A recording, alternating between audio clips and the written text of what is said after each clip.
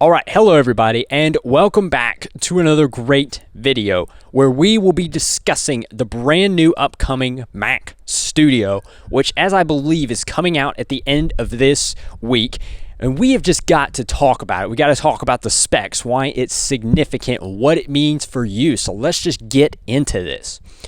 All right, so a few weeks ago, I sat down and watched the Apple conference, although we all know this is the Apple conference light, basically. I mean, it doesn't have any of the flair and fun of the big one that happens at the end of the year, about August. You know, they got like the celebrities that show up, the music stars that give the little concerts and stuff, and it's just fun to watch.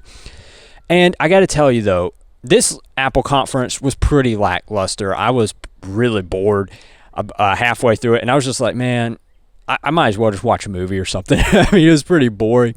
It was so boring that, believe it or not, the most interesting part of the Apple conference for me was watching a Denzel Washington trailer. Because I was like, oh, Denzel Washington's back. Nice. And he's doing Shakespeare. Even better. But yeah, that's how lackluster it was. And then out of nowhere, they were just like, oh, by the way, we have this. I don't know why they didn't say one more thing.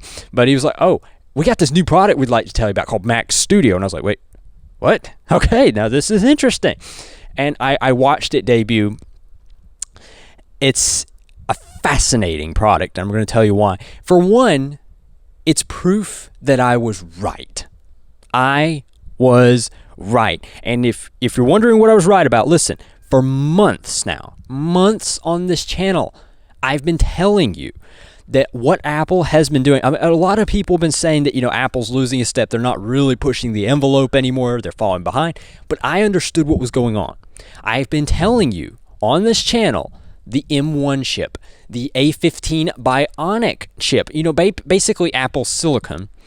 No, it doesn't have the raw horsepower of some of its competitors, but that's not the point.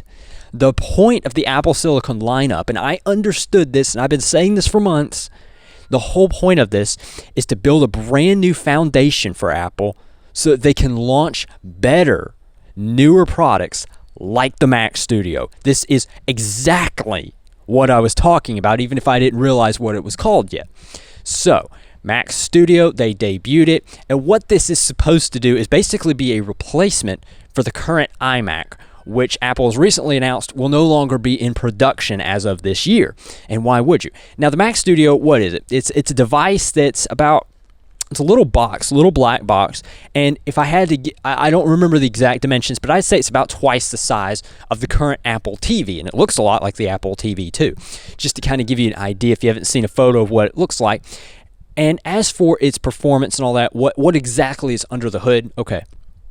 For one, it's powered with the M1 Max chip, and also what Apple debuted that nobody saw coming is the brand new M1 Ultra chip. I mean, just when you thought it couldn't get any more maxed out, right? And as it turns out, people, Apple has been holding out on us. Huh? We didn't realize that. Now, this is something even I didn't realize was going on with the M1 architecture. Is what Apple has done is they created basically an edge on the end of the chip. It's a very small chip, guys. What they did is they deliberately put this edge. I forget, you'd have to go and look at the video to see exactly how it works, but they put this edge on it that's supposed to allow them to add another M1 chip. So what the M1 Ultra actually is two M1 Max chips fused together, and given that it's silicon and all that, you can fuse it together seamlessly, so you get all that raw horsepower in that itty-bitty package and running so efficiently. This, people, is a genuine game changer.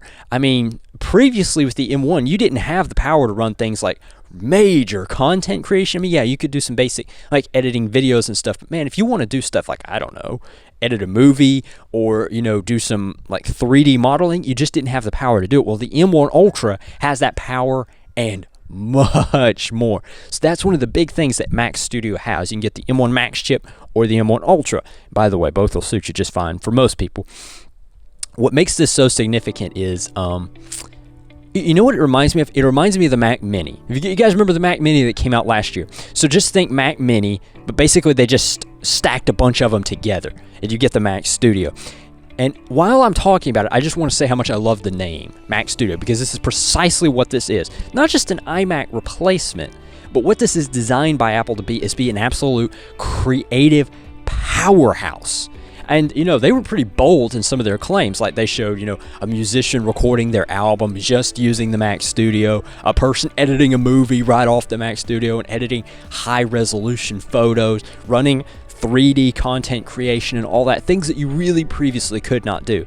And again, it's a major step for Apple, who, let's face it, has been getting beaten back by some of the competition. But this is such a great step forward, especially with that M1 Ultra chip, which is going to give a lot of people that power that they need to get the creative projects done that they need. I gotta tell you, do you guys remember how in the 1990s, when Dave Grohl formed his band up, that he recorded an entire album off a cheap little PC at the time? I mean, it's kind of funny to think about that now, but just imagine that he had the Mac Studio.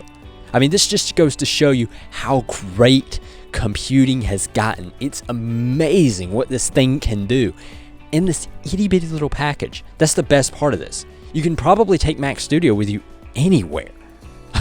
I mean, this isn't just like an iPad where, yeah, it's portable, it can do a lot of things, but it's severely limited. You can truly take your work anywhere. I mean, this is the ultimate in portability, in efficiency, in ease of use. It's such a big deal for all of these reasons and more. So, that wraps up my analysis of the Mac Studio. I don't know precisely what it's going to look like because nobody's actually gotten their hands on it just yet. It's not officially out yet, but it will be.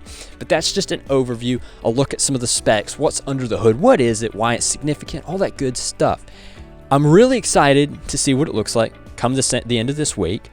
Apple, I think you guys have done a great job. This is exactly the kind of products that you need to put out to stay ahead. Good job. I look forward to seeing more, and I look forward to seeing you on the next video.